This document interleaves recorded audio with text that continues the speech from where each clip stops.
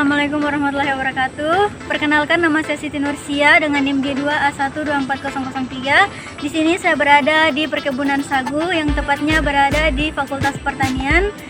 Di sini saya akan menyelesaikan tugas teknologi produksi tanaman berbasis pedesaan, pesisir, dan pulau-pulau kecil.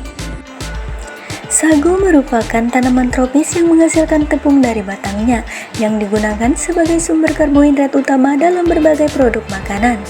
Tanaman sagu telah dibudidayakan sejak ribuan tahun lalu di kawasan Asia Tenggara. Pohon ini diperkirakan berasal dari Maluku atau Papua. Bahkan ada yang menyebut secara khusus berasal dari daerah Sentani, Papua, kemudian menyebar di Asia.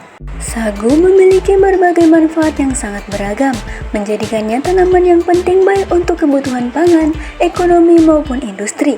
Selain sebagai sumber karbohidrat yang utama bagi sebagian besar masyarakat di daerah tropis, sagu juga digunakan untuk membuat tepung sagu yang digunakan dalam berbagai produk olahan seperti kue, mie, dan bubur.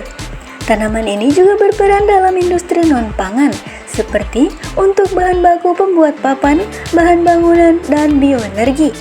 Tidak hanya itu, batang sagu yang besar dan kuat juga sering dimanfaatkan sebagai bahan baku pembuatan bahan bangunan yang ringan seperti rumah panggung dan pagar.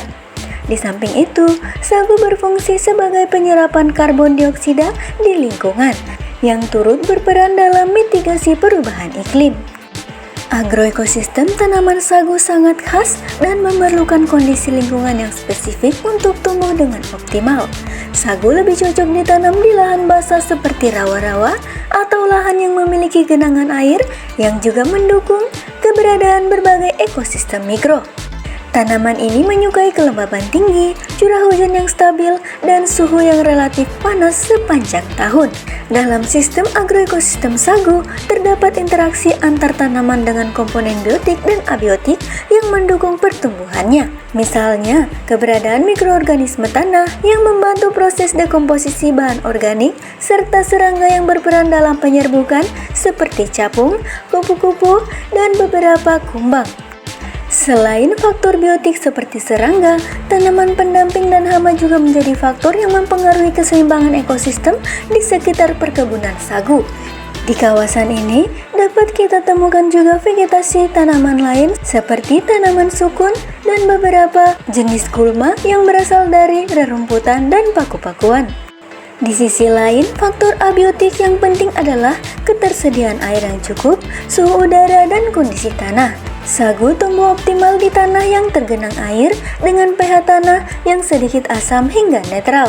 Suhu yang stabil dan curah hujan yang tinggi juga menjadi faktor penting dalam menjaga keberhasilan tanaman sagu ini. Di kawasan ini, sepertinya tanaman sagu tidak terawat, sehingga tanaman ini terserang hama yang dapat dilihat dari batangnya yang mengalami bolong, serta batangnya yang ditumbuhi oleh beberapa jenis lumut batang. Sehingga, jika perkebunan sagu tidak terawat dengan baik, maka produktivitas tanaman ini bisa menurun drastis, baik dari segi kualitas maupun kuantitas. Oleh karena itu, penerapan teknologi yang tepat dalam pengelolaan tanaman sagu sangat diperlukan.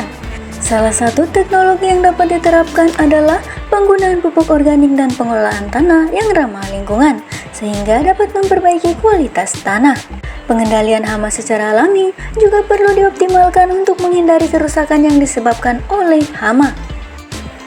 Dengan penerapan teknologi yang tepat, maka perkebunan sagu yang tidak terawat bisa kembali produktif dan berkelanjutan.